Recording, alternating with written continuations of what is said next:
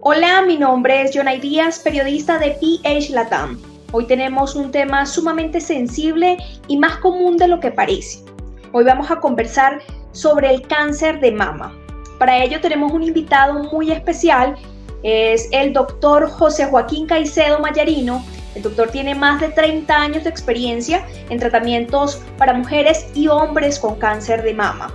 Además es miembro adscrito al Centro de Investigación contra el Cáncer. Vamos a darle la bienvenida al doctor Caicedo. Muchas gracias, Jonay, muchas gracias por la invitación. Muy complacido de hablar de estos temas que son cada vez más frecuentes y más relevantes. Con mucho gusto. Gracias. Muchas gracias a usted, doctor, por estos minutos, por este espacio, por su tiempo y por compartir parte de su experiencia con nosotros. Para darle inicio a esta entrevista, yo quiero tocar un tema muy importante y es 2 libros que usted ha escrito sobre los testimonios de 19 mujeres que han sido pacientes suyas y que, además de ser sus pacientes, han sobrevivido al cáncer en distintas etapas. Más allá de eso, digamos como el segundo volumen de este libro, que el primero se llama Cáncer de mama, una oportunidad de vida, y el segundo tomo se llama Cáncer de mama, la vida continúa, trata de estos 19 testimonios 8 años después. Entonces, doctor, dentro de estos 19 testimonios tenemos 2 casos muy particulares. Y es un hombre con cáncer de mama y una mujer embarazada con cáncer de mama. Yo quisiera que nos hablara puntualmente de estos casos, cómo fue, digamos, la detección de estos casos, cómo fue el tratamiento y cómo ha sido la historia de supervivencia de estas 2 personas. Sí, realmente es un trabajo muy bonito. Son unos libros dedicados a pacientes. Como tú decías, el primero se llama Cáncer de mama, oportunidad de vida. Son testimonios gráficos de las pacientes mostrando sus cirugías, mostrando sus senos, que con cirugía conservadora o cirugía radical pero con reconstrucción. Y 8 años después queríamos ver qué había pasado con las pacientes. Entonces el segundo libro lo titulé Cáncer de mama, la vida continúa, e integré 2 pacientes nuevos que no teníamos en el primer libro. Un paciente hombre con cáncer de mama, que es muy raro, pero se presenta. En nuestra estadística es cerca del 0.2%, es algo muy bajito. Yo creo, en toda mi experiencia, llevo más de 35 años dedicado a esto. Directamente he tratado cerca de 8 o 10 pacientes nomás, es muy raro, pero se presenta. Entonces el mensaje en el libro es: ojo, hombres, también les puede dar. El mensaje va más hacia las mujeres a cualquier edad.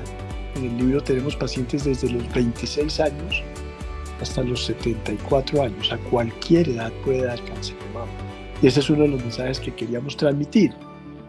Por ser de 30, 35 años no se debe descuidar, porque tenemos una buena proporción de nuestras pacientes.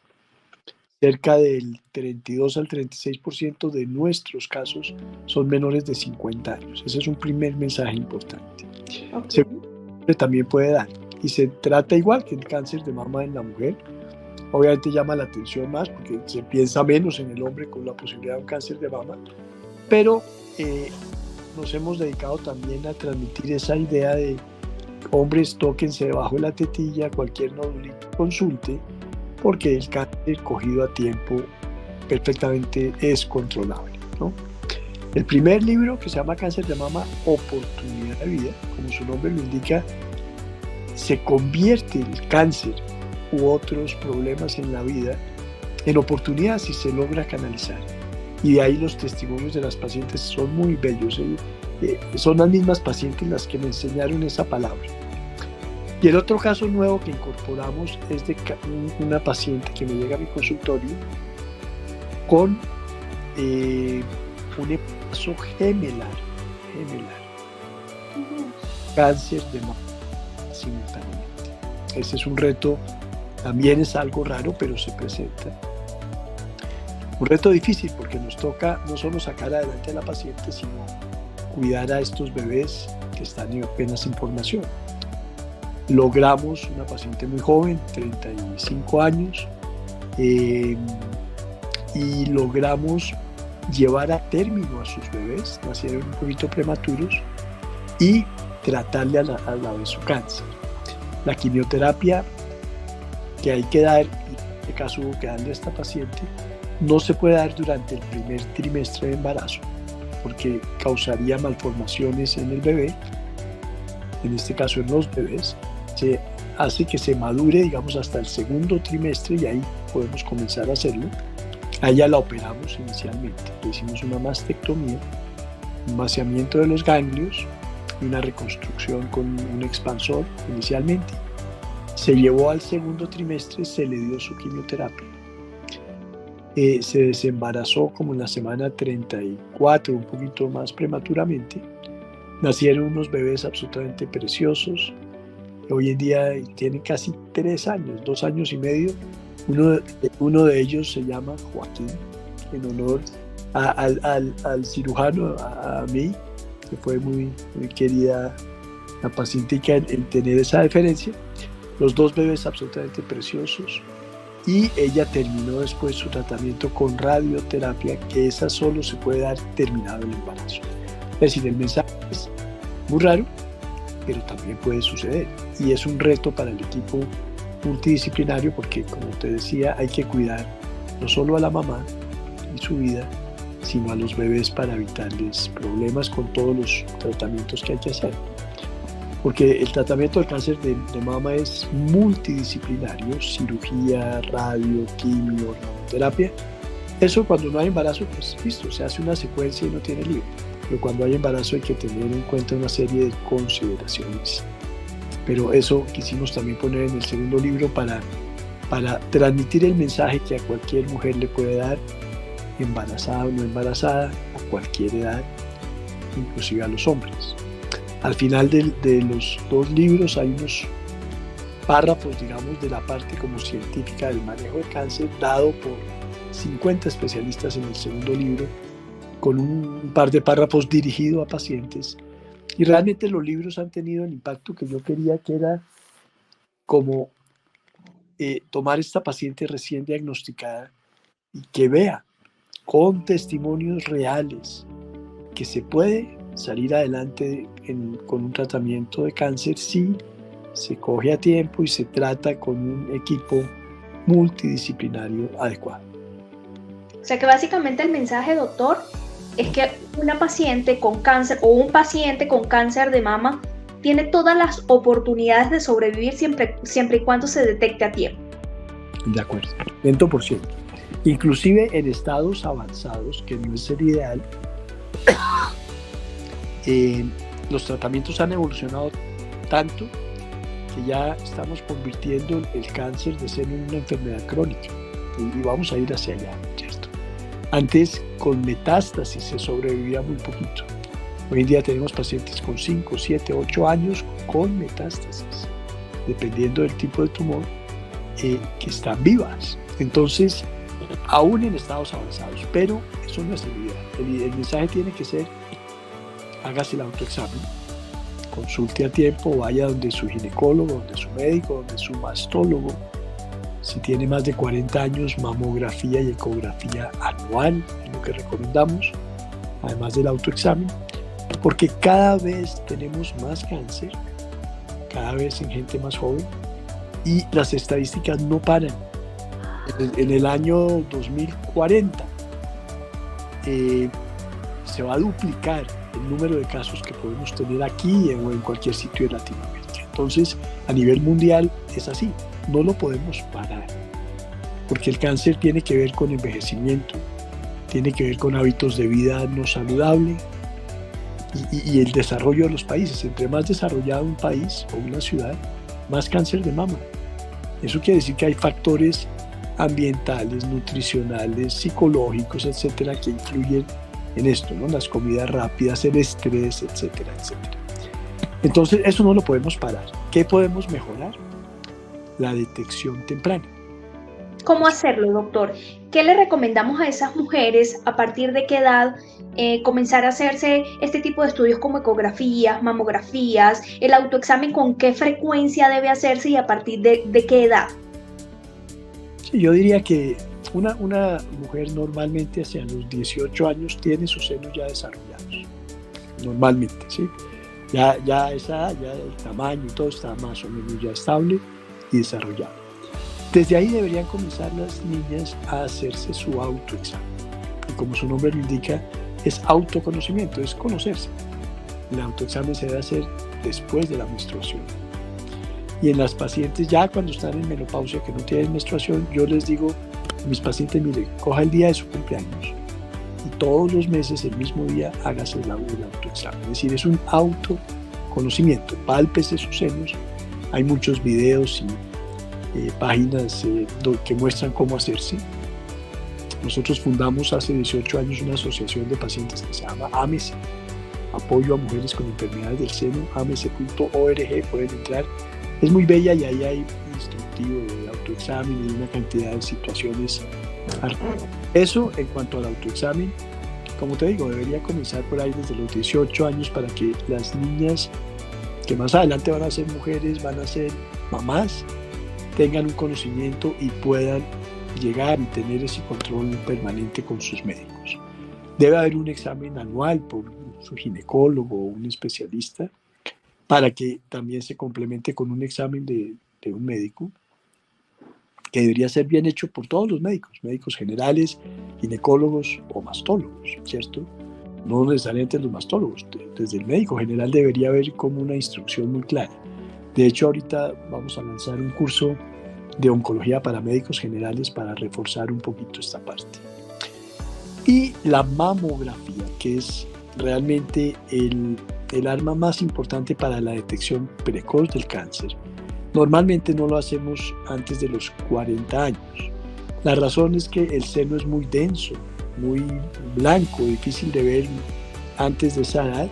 Entonces generalmente recurrimos a la ecografía o ultrasonido antes de los 40 y a la mamografía más eco después de los 40. Hay exámenes como la resonancia nuclear magnética de la mama, que en pacientes, por ejemplo, de alto riesgo, por ejemplo, la parte genética, que es apenas el 5 a 10% de los casos, existen unas alteraciones genéticas en muchos genes, pero tal vez los más frecuentes son uno que se llama el BRCA1 y el BRCA2, famoso cuento de Angelina Jolie que fue muy famoso y causó una alarma a nivel mundial e hizo que muchas personas comenzaran a hacerse pruebas y que estas pruebas bajaran. Estas mutaciones genéticas en estos genes, hay varios, pero los más frecuentes BRCA1 y BRCA2, es apenas el 5 o 10% de los casos. Es decir, el 90% no están ligados a esa parte y sin embargo puede dar un cáncer de seno. Entonces, no sé. ¿Cuáles, doctor, discúlpeme, cuáles serían esos factores que estarían en el otro 95% de los casos de cáncer de mama? Sí, esos son los que se llaman factores de riesgo. Hay unos hormonales, por ejemplo, el no tener hijos aumenta el riesgo. El amamantar protege un poco. La terapia hormonal de reemplazo en la menopausia prolongada, más de 5 años, aumenta un poquito el riesgo. La menarquia, que se llama, es la primera menstruación muy precoz. Hoy día estamos viendo que las niñas se desarrollan a los 9 años, 8, 9, 10 años. Antes eran 13, 14. Eso hace que haya lo que llamamos una ventana estrogénica un poco más amplia, es decir, el seno expuesto a esa parte hormonal desde edad muy temprana. Eso aumenta el riesgo. Como las comunidades religiosas tienen un poco más de riesgo porque obviamente no tienen hijos y el tener hijos protege un poco. Entonces hay una cantidad de factores. Hay unos que son modificables y hay otros que no son modificables. Lo que llamamos hábitos de vida saludable. Una dieta sana, comida baja en grasas de origen animal, en azúcares, con buena fibra, todo eso protege un poco. Y el alcohol está relacionado con muchos cánceres, estómago, colon, vejiga y cáncer de mama. El alcohol en un consumo, digamos, más de 2 tragos diarios. Eso es bastante, pero está relacionado en estudios con eso. El cigarrillo, no solo cáncer de pulmón, sino también cáncer de mama. Entonces, digamos, hay una serie de situaciones que son modificables, esos hábitos de vida. Uno puede cambiar eso. Puede tomar menos, puede no fumar, puede comer mejor, ¿cierto? Hacer ejercicio previene también. Esos son modificables. Hay unos que no podemos. La edad, entre más edad, más cáncer. Hay algunas razas que pueden tener que ver. Los judíos eskenazi tienen una alta probabilidad de tumores por cuestiones genéticas. Entonces uno tiene que poner todos estos factores, los hormonales, los de hábitos de vida saludable y obviamente algunos factores directamente relacionados con pepitas que salen del seno, que aunque la mayoría son buenas, hay que estudiarlas. Entonces son una cantidad de factores, pero el 75% no tienen factores de riesgo muy conocidos y les puede dar. Entonces el mensaje final es: a cualquier mujer, a cualquier edad, puede dar un cáncer de seno. Antes de los 20 años es raro, hemos tenido casos excepcionales, pero he tenido pacientes hasta 90 años recién diagnosticadas. Entonces ese rango de edad es muy claro. Pero sobre todo en pacientes jóvenes, cabezas de familia, menores de 40 años. Miércoles, tenemos 15% de casos antes de los 40 años, gente muy joven, ¿cierto? Entonces, el mensaje es: háganse autoexamen, acudan a su médico, dependiendo de su edad, después de los 40, pidan una mamografía con ecografía, que eso no hace daño y es muy importante, ¿no? Doctor, 2 preguntas puntuales de 2 temitas que nos dijo a lo largo de esta intervención, y uno tiene que ver con esa fundación AMESE. Cuando una mujer es diagnosticada con cáncer de mama, ¿cómo puede llegar a esa fundación y qué tipo de ayuda le ofrecen a esa paciente? AMESE, como te decía, el nombre es muy bonito porque, y además el logo, ustedes lo van a ver en internet, la AA es el lazo de cáncer de mama, que es un lazo rosado. AMESE, apoyo a mujeres con enfermedades del seno. Encuentran apoyo en todo sentido, apoyo psicológico, hay pelucas, hay prótesis externas, hay una asesoría legal para casos de medicamentos. Es decir, apoyo en lo que se necesita a la paciente y a la familia. Métanse en la página web amese.org. Cualquier persona puede ir, es una fundación sin ánimo de lucro. Lleva 18 años sobreviviendo, es difícil porque obviamente ya de ahí se han derivado otras fundaciones de pacientes. Nosotros fuimos como el ejemplo de otras. No importa, lo importante es que todas van al mismo fin, que es apoyar a una paciente recién diagnosticada.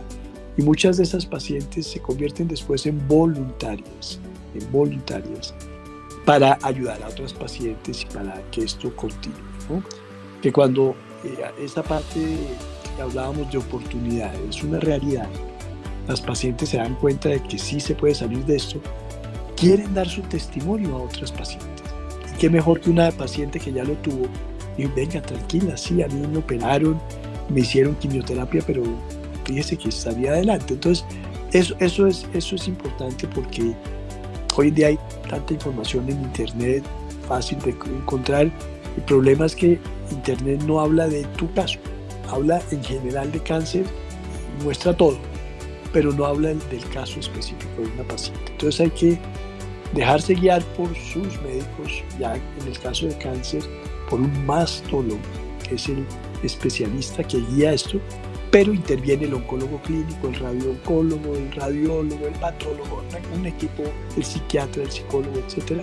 Hoy en día hay psicología oncológica que apoya mucho a las pacientes, porque digamos esto es una situación de un equipo multidisciplinario y ese ha sido el éxito. El genetista es importantísimo cada vez más, porque cuando se detecta esto hay que mirar cómo se aconseja a la familia para ver si tiene la mutación, qué hacer en caso de que la tenga. Hoy en día hacemos cirugías preventivas de disminución de riesgo. Quitamos ambos senos en forma preventiva cuando hay una mutación genética, por ejemplo. Pero eso implica una asesoría muy importante de un genetista, de un concurso de un cirujano plástico, del mastólogo, etc. Entonces, hay mucho alrededor de esto, la parte de preservación de la fertilidad en gente joven que va a tener que ser sometida a quimioterapia. Hay que ver cómo se congelan esos óvulos o esos embriones para que mientras se hace el tratamiento después tenga la posibilidad de tener su bebé, etc. Fíjense que es muy, muy complejo, ¿no? Pero el éxito final es un diagnóstico precoz y un tratamiento oportuno por parte de un grupo de especialistas multidisciplinarios, ¿no? Como los que manejamos en el CETIC, el Centro de Tratamiento e Investigación del Cáncer, se llama la Fundación CETIC, donde hay unidades funcionales con todo este equipo que orientan muy bien al paciente para ver si primero va la cirugía, primero la quimio, a cuáles se les da radio, etcétera, etcétera. Pero el mensaje debe ser ese, es decir, el diagnóstico precoz, el cáncer de mama es curable si se diagnostica a tiempo, como la mayoría de los cánceres. El problema es que hay cánceres que son muy ocultos, un cáncer de páncreas, un cáncer de colon, se necesitan exámenes especiales para detectarlos. Los senos se pueden palpar, los senos se pueden ver, los senos se pueden tomar una fotografía que se llama mamografía. Entonces, teóricamente debería ser fácil detectarlo, teóricamente.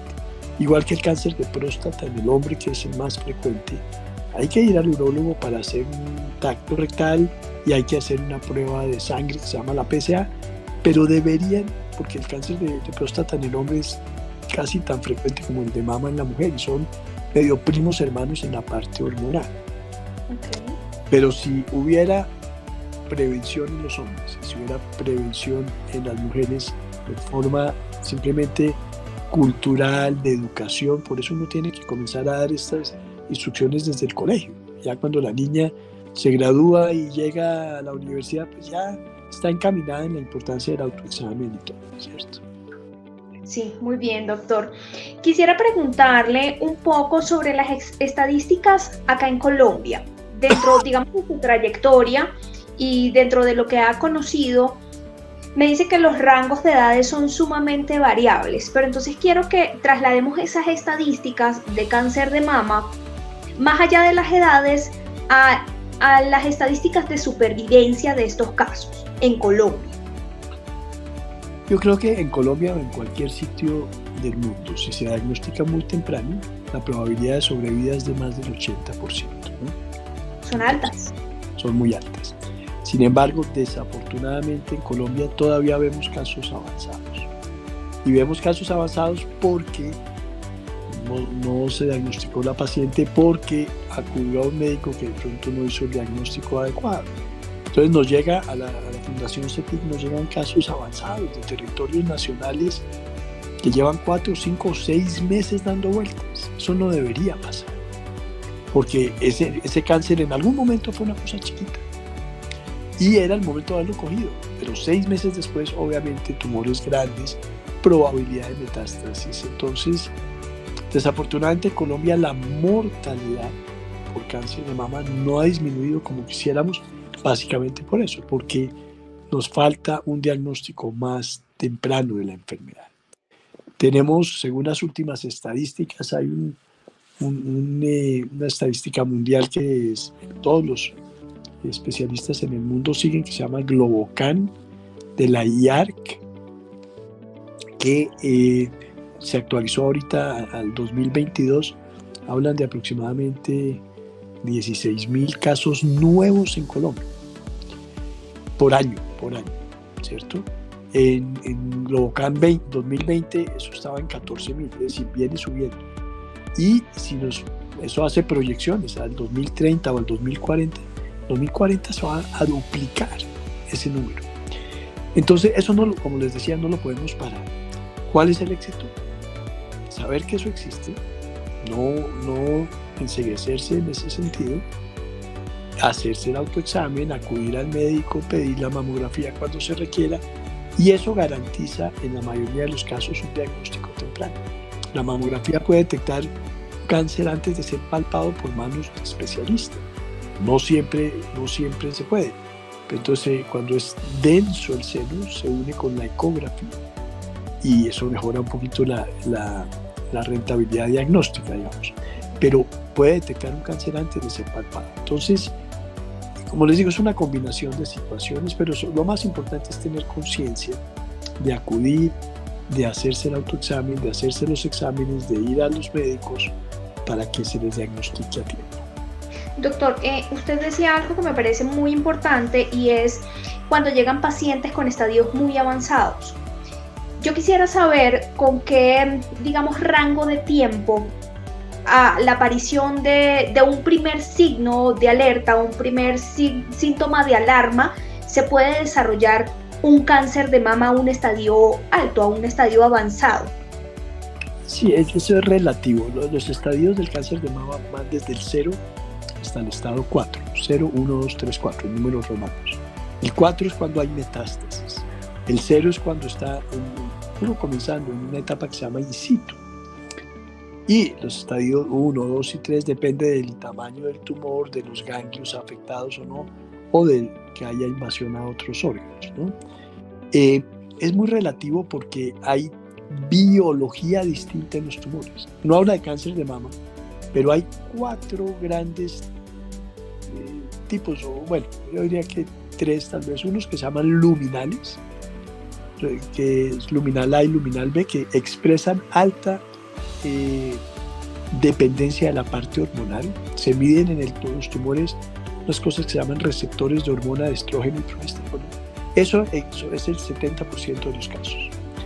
Unos que se llaman triple negativos, que son aproximadamente un 20% de los casos.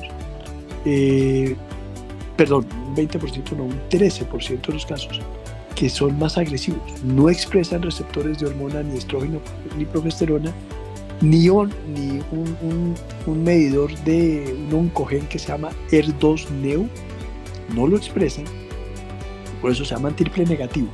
Negativo para estrógeno, progesterona y HER2. Esos son los más agresivos, afortunadamente son el 13%, pero son los que más mortalidad causan en la paciente porque su crecimiento es muy rápido. Okay. Y unos que se llaman HER2 positivo, que son el 20%, que antes eran muy malos, pero hoy en día tienen unas moléculas que son muy buenas para su tratamiento. Entonces, ese crecimiento depende del tipo biológico. Si el tumor es un tumor triple negativo, puede crecer muy rápido, pero a la vez reaccionan muy bien a los tratamientos de quimioterapia. Si son de receptor positivo, que son la mayoría, son de crecimiento más lento, pero la biología más que la anatomía hoy en día es muy importante.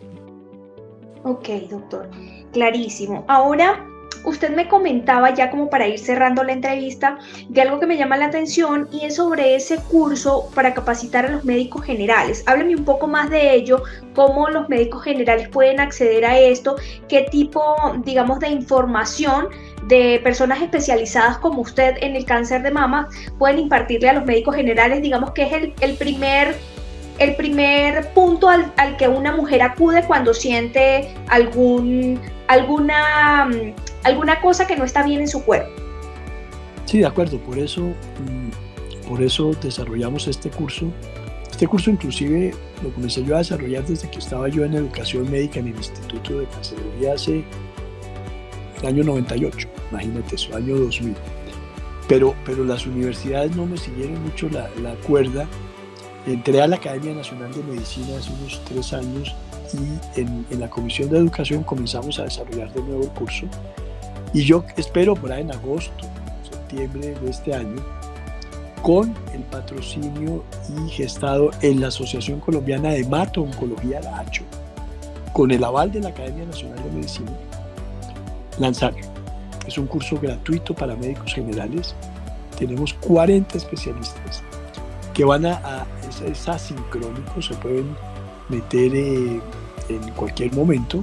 Obviamente son 3 módulos y hay que pasarlos, etcétera. Pero lo que busca es instruir a los médicos generales que, como tú decías, son el primer eslabón que se ve en contacto con el paciente. Esa atención primaria es muy importante, porque si hay un médico general bien entrenado, detecta de pronto síntomas y puede remitir a un especialista. Entonces, tiene ese objetivo. Vamos a ver, se va a lanzar, como te digo, probablemente ahorita en agosto o septiembre, y esperamos que sea de buen provecho, es gratuito. Llevo 2 años trabajando en esta idea Estoy seguro que va a ser exitoso, pero lo que queremos es principalmente que los médicos entiendan que es ellos, los médicos generales, ahí comienza el diagnóstico precoz, porque la paciente puede acudir y muchas veces ve uno que el médico no le paró bolas o no supo interpretar los síntomas, ¿no? Entonces hay que unir educación al paciente, educación al médico general, educación a especialistas, educación a EPS, IPS, etc. Yo creo que la palabra clave es educación en cada uno de sus niveles, y eso nos lleva a un buen diagnóstico temprano. Y ahí es donde están claras las oportunidades de sobrevivir a un cáncer de mama. De acuerdo, o a cualquier cáncer. Sí, pero el de mama sobre todo es el más frecuente en la mujer colombiana, en la mujer latinoamericana, a nivel mundial también. Es decir, ese se lleva todas las estadísticas, es el más frecuente en la mujer a nivel mundial, y Colombia no es la excepción. Claro que sí. Doctor, le agradezco mucho su tiempo. Esta entrevista va a quedar en nuestro portal de PH Latam para que todos los usuarios que se conecten en este momento o que quieran ver la entrevista después, para que conozcan todos estos detalles de cómo prevenir el cáncer de mama, todas estas especificaciones que usted nos entrega de los factores de riesgo y cómo saber en qué momento acudir al médico y cuándo accionar ante los síntomas y signos de alerta. Perfecto, bueno, pues me complace mucho, ojalá sea de provecho para quienes puedan tener acceso a esto. Se necesita cada vez más difusión de información. Hoy en día las redes sociales ayudan muchísimo, pero hay que buscar información que sea clara, que sea concisa, que sea veraz, porque en esto también hay de todo. Hay una cantidad de cosas que son tabús y místicas alrededor de estas enfermedades como el cáncer. Nada, rodéense de buenos especialistas, acudan a buenos sitios para su diagnóstico, pero sean conscientes que ustedes como mujeres y hombres también, como ya vimos, pueden detectar un tumor precozmente, y eso hace la diferencia entre sobrevivir y curarlo o no. Claro que sí, doctor. Además de lo que me decía de la difusión de este tipo de información, quiero decirle que cuenta con nosotros plenamente para el lanzamiento de su curso, para hacerlo visible, para que muchos médicos se sumen, porque esto es una oportunidad no solamente para visibilizar la importancia de poder tratar un cáncer de mama de manera precoz, sino de entregar una capacitación robusta de una persona que tiene tantos años de experiencia a ese primer punto que toca a una mujer cuando siente algo extraño en su cuerpo. Perfecto, claro que sí, muchas gracias por ese ofrecimiento. Ya les estaremos contando la plataforma que se va a hacer a través de la página seguramente de la ACHO y de la Academia Nacional de Medicina, pero la idea es que llegue a la mayoría de las personas, de los médicos generales, y no solo médicos generales, seguramente enfermeras o especialistas que quieran mejorar sus conocimientos. Como te digo, son 40 conferencistas de altísimo nivel. Yo voy a dar la conferencia de cáncer de mama, pero esta es una de las 40, porque trata todo el cáncer, todo el cáncer en general, ¿no? Maravilloso.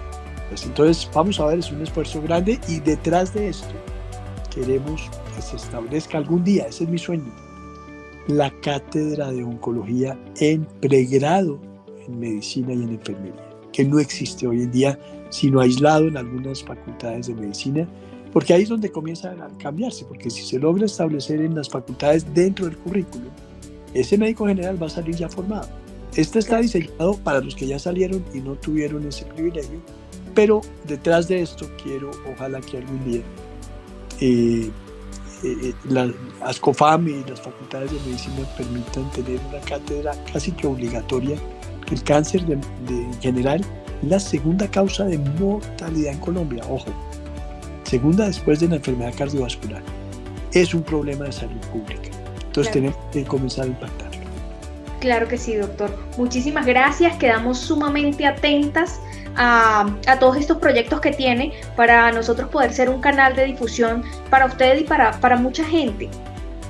Muchas gracias a ti por la entrevista y permitirnos llegar a a muchas pacientes, a muchas mujeres, que no tienen que ser pacientes, sino mujeres con información, que finalmente es muy importante. Valiosa, muy valiosa, doctor. Muchísimas gracias, doctor. De nuevo le pido disculpas por todos los conflictos tecnológicos que tuvimos al inicio y le agradecemos muchísimo su tiempo. Con mucho gusto. Un abrazo y mil gracias. Un abrazo, doctor, que esté muy bien. Adiós. Chao.